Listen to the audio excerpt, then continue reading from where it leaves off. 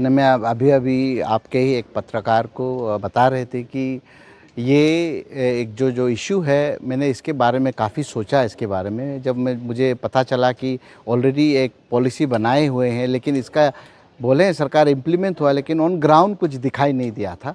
तो मेरा ये मानना है कि अरुणाचल जैसे राज्य पे आप जैसा जो पत्रकार है, और स्पेशली अभी इलेक्ट्रॉनिक मीडिया और डिजिटल मीडिया जो है वो बहुत ही इम्पोर्टेंट है along with the traditional print media.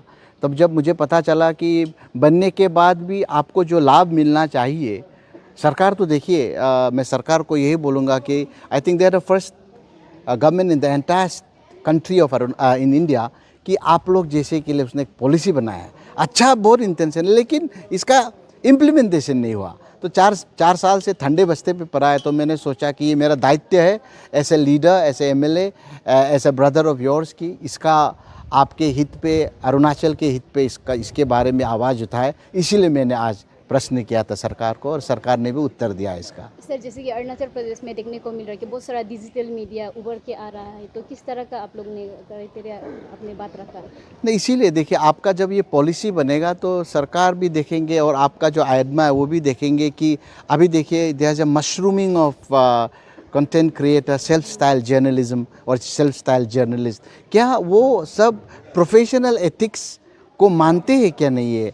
Are they trained? Are they qualified to form this the news channel? तो उसको लेके काफ़ी चिंतित हूँ मैं भी। इट्स अ डिफरेंट थिंग कि through this democratisation of information has taken place.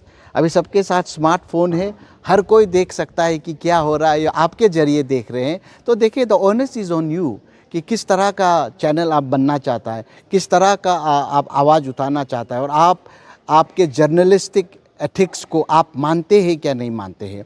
तो इसको चलते अगर once they frame this policy, once they implement it, और मुझे बताया गया कि कल ही एक मीटिंग हो रही है, एम्पैनलमेंट होंगे आप सबका। तो जब एम्पैनलमेंट होंगे, I think there will be conditions कि कितने साल से आप चला रहे हैं, आपका व्यूअरशिप कितना है, then they will know about your depth and your grasp of the society. उसके मुताबिक I think they will form the and they will implement the policy as well. Sir, तो ये पॉलिसी कब तक लागू हो जाएगा? तो देखिए, मैंने जब क्वेश्चन पूछा था, उसने बताया कि मैंने पूछा था अभी तक कितने खर्चे किए हैं और सरकार का क्या रवैया है इसके ऊपर। सरकार बोले कि ये तो इम्प्लीमेंट हो चुके हैं, ये तो हो चुके हैं, और हम अभी तक 2020 से लेके अभी तक उसने 49 लाख का खर्चा हुआ है। तो मैं पूछा नहीं कि उसको कैसा खर्चा किया है, लेकिन मैंने ये पूछा था कि आप तो बोले हैं कि इसका रिवीजन भी हुआ है, यहाँ पे कुछ फ्लोज थे, उस फ्लोज को भी स्टेक होल्डर्स के साथ मिल के बैठ के उसने उस फ्लोज को भी हटाया है।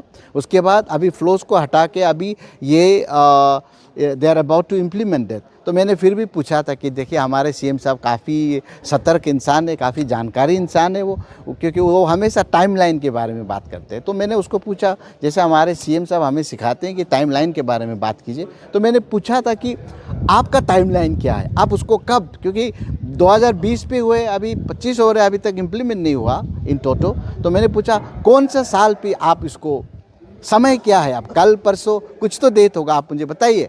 तो भरे सदन में हमारे मंत्री साहब आईपीआर के काफ़ी सक्षम है वो, तो उठ खड़े हुए, उसने बोला कि within 6 month this will be implemented.